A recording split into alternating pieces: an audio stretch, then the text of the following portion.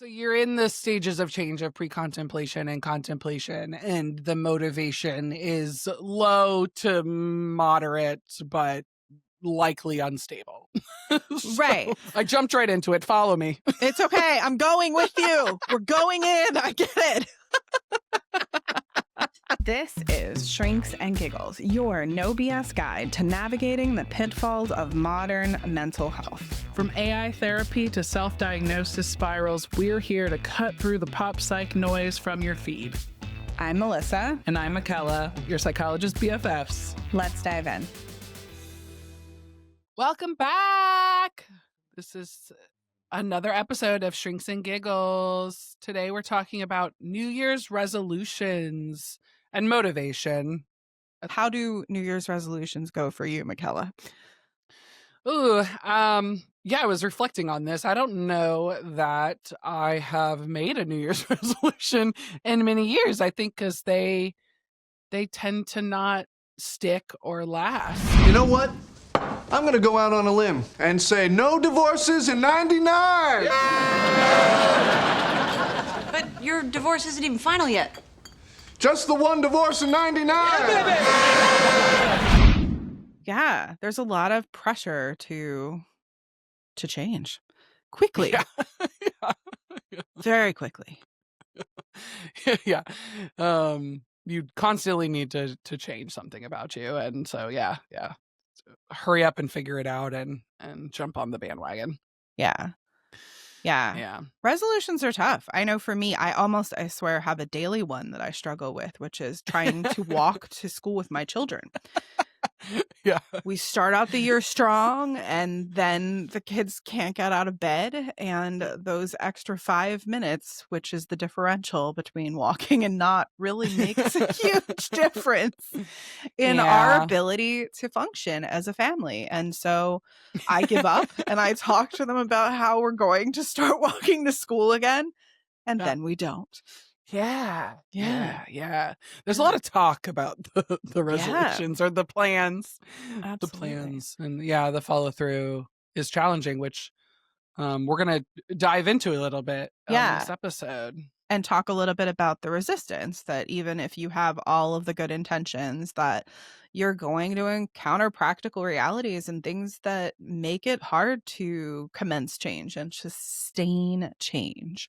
So, I mean, personally, I'm a bigger fan of the historical context of New Year's resolutions. I like this. So when I went looking, they started about 4,000 years ago, ancient Babylonia. Wow.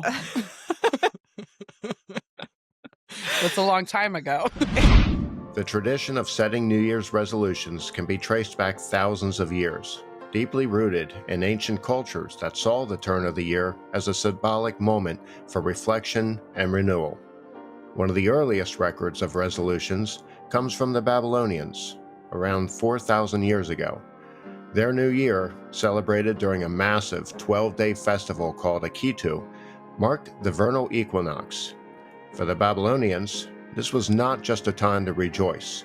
It was a solemn occasion to reaffirm their allegiance to gods. They would promise to repay debts, return borrowed items, and uphold moral integrity, believing these resolutions would curry divine favor for the coming year. It's a pretty, enjoyable experience. And then they had resolutions that feel, maybe not realistic to me, but, are maybe more achievable. Things like returning farm equipment that they borrowed from, their neighbor, I guess, or something like that. And I mean, repaying debts, which I admit is probably one that has carried through more meaningfully for, all of us in society. But which kind of brings us into what are some other common New Year's resolutions that we all hear in the past. Sleeping better, dry January, creating a budget, I suppose. One of them, travel more. Yeah. Right. Oh, that's on the list too. Yes, travel more. Yeah, I mean, I like that New Year's resolution. That one's a nice, psychologically friendly one because it's additive. It's not about trying to subtract a behavior that's not working or something like that. It's actually, like, oh, I will add something to enrich my life. There's some on here that are like very they have some psychological ties. For Just, sure. For sure. yeah, some emotional stuff Yes. that, Yeah. whereas What we're not talking about, yes, is that a lot of these relate to altering the way that you're coping as well. mhm, When we're doing the subtracting stuff, it's like, okay, you're taking away a way that you've been navigating in the world. Yeah. So there's not just the change, there's, the grief and the free fall of that, which is scary. Yeah. yeah, Yeah. yeah. And then the last one, date more or find a partner, um, which I think is probably a big one for people. I see a lot of there was that trend on TikTok about eating the 12 grapes under the table. Why are you under the table? Because I heard I'm supposed to eat grapes under the table for the new year. Yeah, so like you sit under the table or under some structure and you eat 12 grapes at midnight on New Year's Eve, and it's supposed to represent, like, each grape is 12 months of the year, and it's tied to, that maybe you'll find romance or prosperity or good luck, right? Like, that's the whole thought behind it. But it also has old roots to, like, the early 19th or the late 19th century. In Spain, it was called Las 12 uvas de la suerte, which is 12 grapes of luck. And people would eat the grapes at the stroke of midnight, and just for good fortune for the year, which I thought was cute. But yeah, of course, social media turned it into the grape theory. So the trend was definitely you eat the grapes and then they show that they're, like, engaged later that year or something, or they're getting married.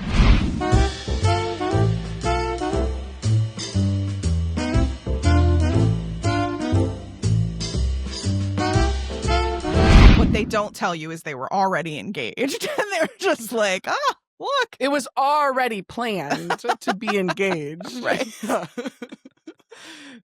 I mean, and then I'm wondering, like, type of grape, like, Does it matter? right. That would be important to ponder. Yeah. Yeah. Can it be a green grape, Yeah. a purple grape, a red grape? I mean, there's options there. Yeah, or those cotton candy grapes, which are weird. Oh, the ones at Trader Joe's, those are the best. They're so good. They're so sweet. I get them for my kids all the time. Yeah, they're delicious. Delicious. Right. Yeah. And then I guess on the 12 grapes, we were also talking about, well, what happens if you're married and you eat the grapes under the table? Is that like, or you're trying to change something and you don't want to take ownership? So you're like, if I eat these grapes, that means something's going to change. I'll meet somebody new. Yeah, no, absolutely. An affair is in your future. Yeah. You're right. Wow. Yes. You're manifesting an affair. Yeah. Or That manifesting a doesn't seem as divorce. lucky though. No. Yeah. I'm sure that you have to have some intention when you're under the table eating the grapes. It wasn't a resolution after all, but No. they made you think it was. Yeah, exactly. Yeah. New Year's resolutions are kind of just a marketing tool. Yeah, totally. Yep. Yeah. We were talking about what came first, the will to lose weight, or the will to, eat healthier, or the will to save money, or the marketing behind it. Yeah. The GLPs alone, I mean, the amount of ads I get for GLPs and the ways in which I can purchase them is alarming. I'm like, okay, I get it. I can go on this if I want to.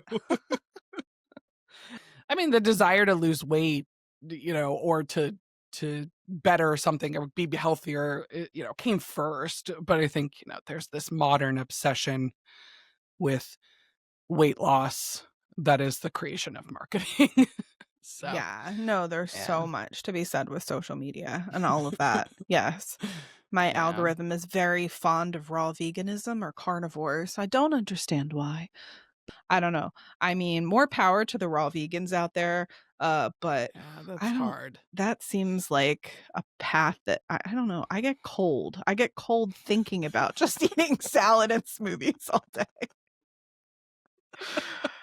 Well, they probably can. You can eat like lentils, right? Like, But they some have to be raw.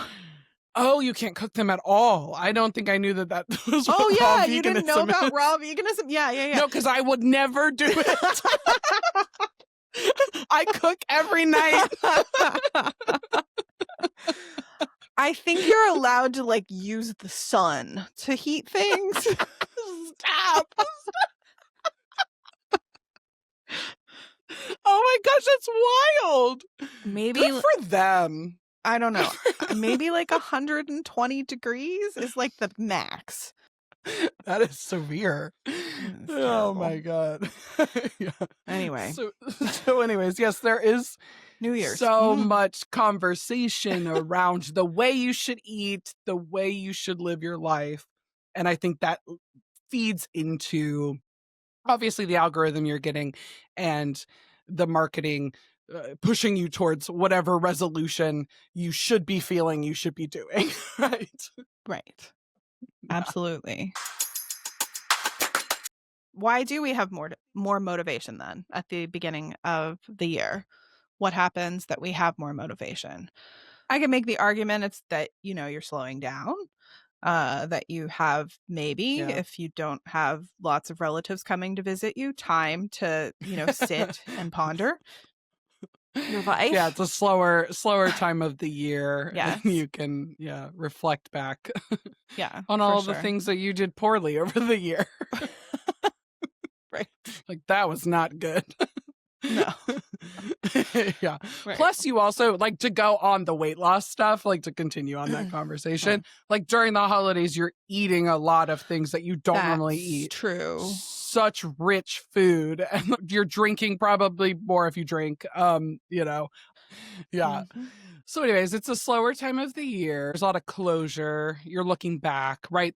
Everyone gets Spotify Wrapped. Well, not everyone, but a lot of people get Spotify Wrapped or I'm sorry for those who have Apple Music. I don't know what it's called on that.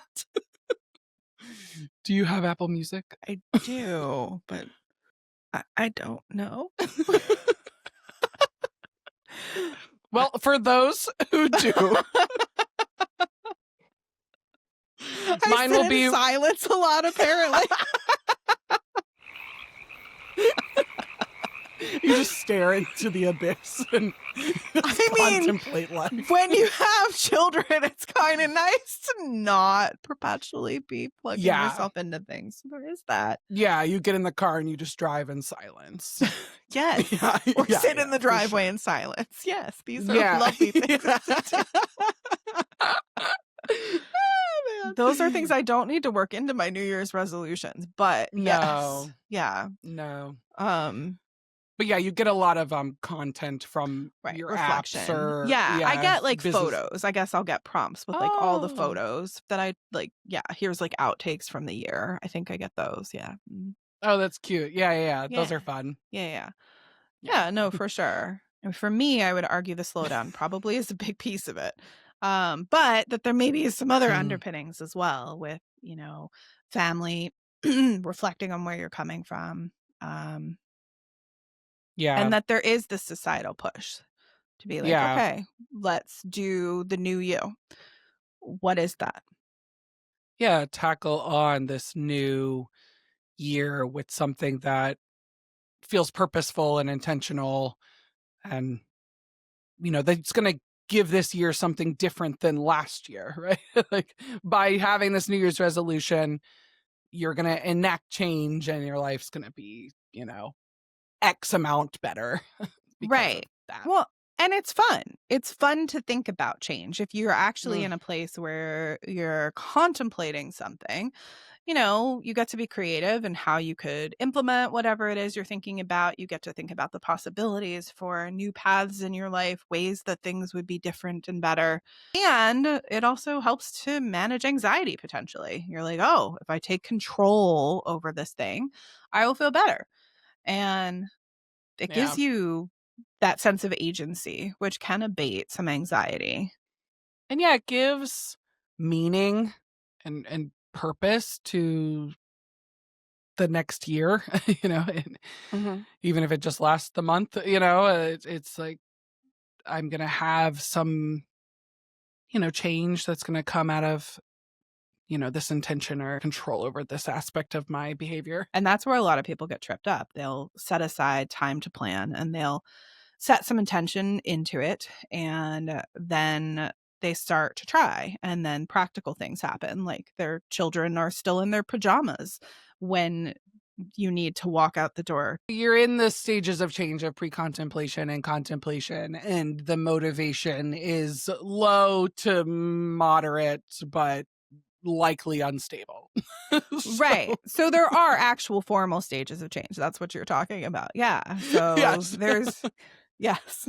I jumped right into it. Follow me. It's okay. I'm going with you. We're going in. I get it. Like you have this resolution. You're like, I'm going to do Sure. this Totally. thing. I'm going to go to the gym. I'm going Right. to wake up. And then you don't factor in, right? I'm going to walk to school. And then you don't factor in that the kids are like, nah, Right. nope. We're going to sleep. Right. We're not going to wake up. Or, yeah, you didn't contemplate whatever, is going to throw a wrench in your plan. Absolutely. Yeah. Yeah.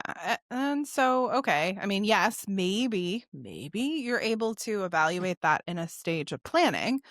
If Mhm. you have some guidance, if you have some real solid insight, you're really thinking about, okay, I've tried this before. What are some of the issues?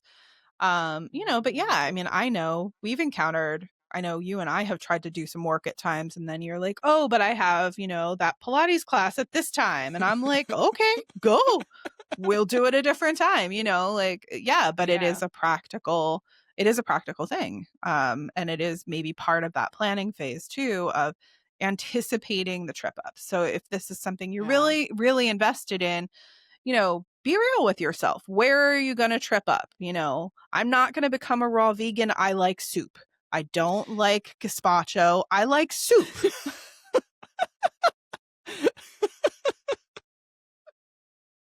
That's good. That's funny. I like hot things. I like my food warmed up. Oh my gosh. I actually love cold soup, and I could probably.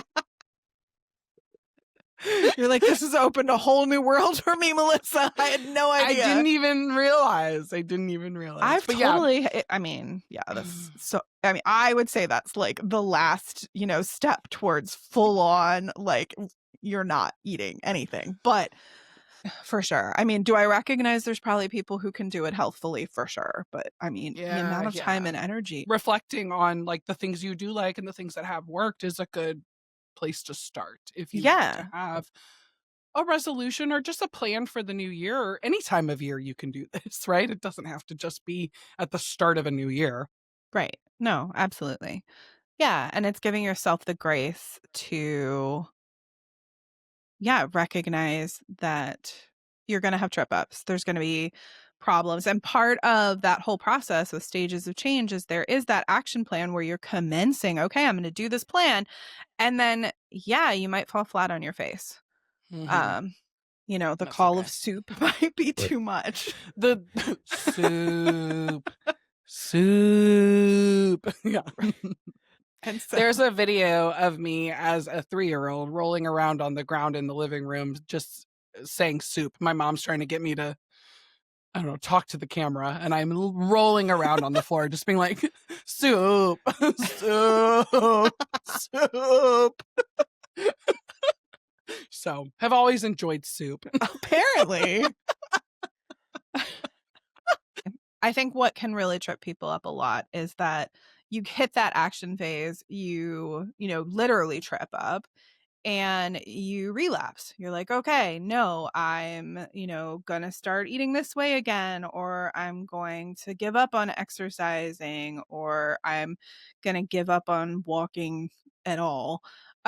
Or I'm going to, yeah, I, bought those tickets to Tahiti and now I'm just going to blow the whole budget. Forget it. I'm not going to work around it. I just bought tickets to Tahiti. It is the end. Well, yes, yeah, right. You're probably going to go on the Tahiti trip, but what I was Right. going to say is that, like, when you come back from vacation, that was a big one for me for many years. Like, you would go and travel, which, I mean, Melissa knows, but I am a traveler. Mhm. So you come back from vacation and the, you know, behaviors or the the routines that you've set in place are kind of out the window because you've gone on vacation and, had gelato every day in Rome. So I swear that doesn't count as anything. no, you're walking so much, No. it doesn't No, count. I That's why think the it has calories. magical things in it, though. I don't know what they do with Mhm. their gelato there, but it's magical. Anyway, just Yeah, I mean, we could go on a whole tangent of my obsession with Europe and how much it's changed me as a person, but we won't do that today. fair. But yes, so you come back and then it's very hard to get back into the flow of things if you don't have these, structure in place. And then you feel bad about the fact that you relapsed or didn't continue the behavior, and then you're back to, feeling demotivated and feeling sad. Right. Or anxious, whatever it is. Yeah, absolutely. Mhm. So I'm going to do a call out here to Brene Brown. She's a favorite of Brene. mine as well. A lot of her work is not within this vein. It's more heavily shame based, which actually fits well with a lot of what we're talking about here in terms of like once you trip up, then there's shame, and getting yourself back to contemplating and planning is hard. Getting yourself back to those places. But the one thing that I really like about her work is that she also did some really solid research talking about self-trust and building self-trust. And she used a framework that's called it's braving. Braving. Braving. Braving. Because when we trust, we are braving connection with someone. So we've got boundaries, reliability, accountability, the vault, integrity, non-judgment, and generosity. This is the anatomy of trust, and it's complex. So, and it's looking at, are you respecting your own boundaries? Are you listening to your boundaries? She applies this to other people as well, which I won't speak to here, but building this self-trust, are you, saying yes when you mean yes? Are you saying no when you mean no?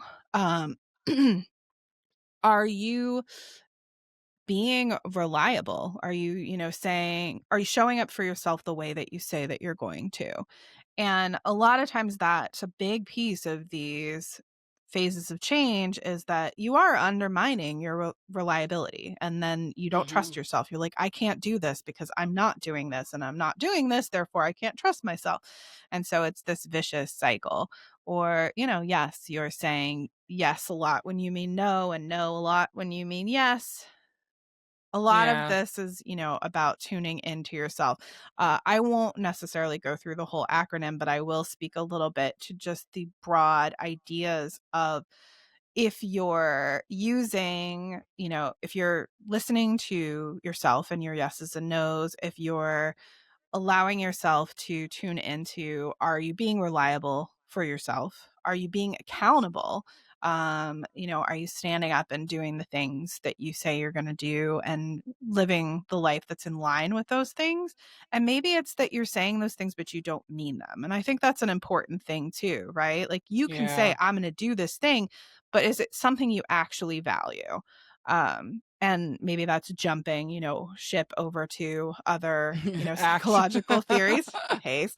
Yeah. But Hey. nonetheless, I mean, yeah, there's that piece as well. And then with the rest of it, I mean, a lot of the other aspects of self-trust, I would argue, speak more to kind of how you're behaving in interpersonal spaces. But this is you building a sense of positive self. And so your self-esteem can come from being true to yourself and listening to your inner voice. Yeah, and I think it's also reminding yourself to set realistic goals. You wouldn't tell a friend that you're going to see them 6 days a week for 1.5 hours a day, right? Like, you That would be a wouldn't lot. yeah, you wouldn't be like, "Oh, I wanna spend more time with friends," and then be like, "My first goal is to see a friend every single day." You wanna just add, one thing. Maybe that's even just, like, texting a friend more often, right? Mhm. It's manageable in Yeah, your life, so, absolutely. yeah. So when you're talking about self-trust, I think Michaela has a great analogy here that she can share, that is a little bit more pop psych. Yeah, talking about shame reminds me of Drew Barrymore saying on her show that every time she thinks about saying something negative or mean uh, to herself or about herself, she thinks about saying it to little Drew. And like none of us would ever say anything mean to the little girl in ET. Yeah. E.T. phone home. Let's Okay. talk some practical things. If you are really dedicated to this cause, which incidentally you can change anytime you want to, it does not have to be in the new year. But Yeah, you have should you free just, will. right, should you just be like, I'm gonna do this, I'm gonna do this now, how do I do it? So, one thing, as Michaela was just highlighting, is you've got to cut it down into bite sized pieces, as small as you can go. Yeah. Really, and keep it there at that level, honestly, for about 2 weeks before you shift into something else. So, if you're like, Yes. okay, I want to exercise, fine, pick a small thing to do and do that thing. Go for a 10-minute walk, 5-minute walk. Stand up and walk around your house. Make the bar so low you can trip over it. Another thing is pair a new habit with an existing routine. Um, Yeah, I think it's easier to pair something and just be like, and I'm going to do a little bit more, whatever it is. So with the exercise, it would be okay. So you do the 5-minute walk and then you've done that consistently, as many days as you set out to do it. And so then you add, some time or something like that, or you add some distance. yeah, I do tell clients that a lot. Like, let's just add something that you want to work towards as opposed to Yeah. taking things away or, limiting what you're Yeah. doing because it's not gonna, yeah, it doesn't It always work. it triggers scarcity effect for eating, for, Yeah. the Money. budgeting. Yeah. Right. Yeah. Right. Yeah. If you need to cut down on the amount of coffee drinks that you're ordering out, then maybe just replace, do one at home and try to make it as fun as that. Like I remember when I was trying to make smoothies at home, there was this really great smoothie place and the smoothies are like $16. So Ooh. can't have those every That's day. like an Erewhon smoothie, although those go up to It's like 21. But they I put know, freaking right. gold in them. I don't get it. Right. I mean, there's some good stuff in it, high quality stuff. But yeah, I don't I need to drink learn gold. how to. No, I don't need to drink gold Sorry, I know. either. That's an important Oh, you tangent, meant though. actual gold. Yeah, I meant actual gold. They put, No. yeah, like gold fleck, like 24 karat, like gold foil, I think, or something. I don't know. I'd have to look this up, but I'm pretty confident there was something Mm. sparkly in one of them. Mhm. Are you supposed to ingest gold? You can. Edible gold is a Oh, thing. Like at high-end restaurants, they'll put it on desserts and things like that. Yes. oh, Shout okay. out to Well, my husband's chef training. Yeah. I know. I'm like, I don't know. I don't eat at Michelin star restaurants. I didn't even know what raw veganism was. This is Anyways. just the foodie episode. You're learning all these It new is a things. foodie Yeah. episode. I know. I'm becoming Yeah. more of a foodie. Yeah, I'm interested in cooking. Anyways, so yeah, you can learn how to make the smoothie at home. Is what I was saying. Yes. So that's a way to, keep things on track. That's a really common one. With kids, we use sticker charts or small little tokens of things. I know somebody that got herself through her dissertation, by giving herself a new, like she'd purchase a new song every time that she, finished like a page or something. So yeah, I mean, different different ways to keep yourself going, incrementally adding. But yeah, moving towards Yeah, where you want to go. right. You could replace the saying "I have to" with "I choose to."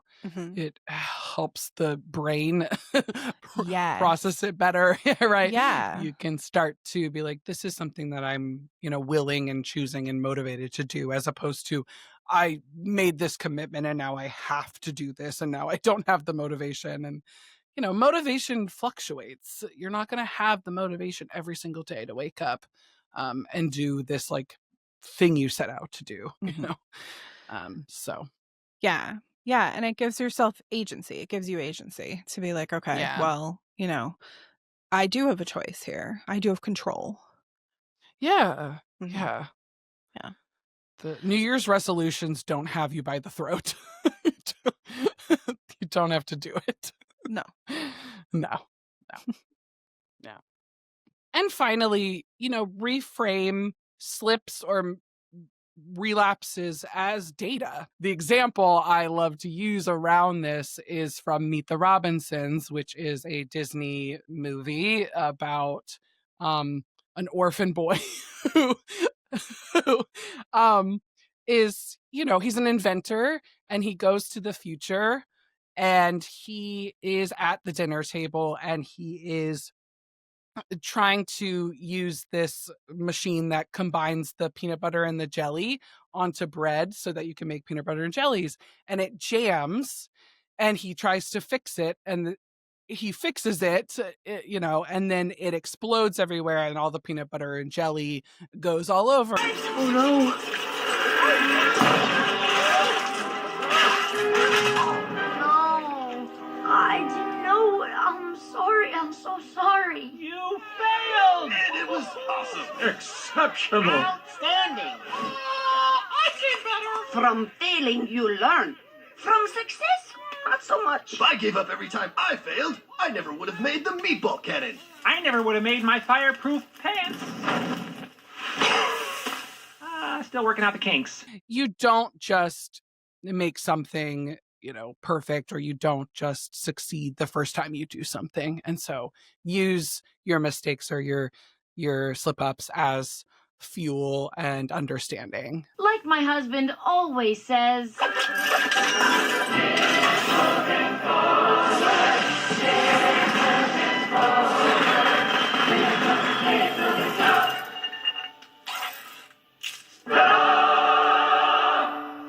I think that's it, right? Thanks so much for joining us today and listening to Shrinks and Giggles. Yeah, this has been a fun episode. Please share with us what are some of your tried and true New Year's resolutions and maybe some of your blunders and what you guys are hoping for the new year. And thanks for listening.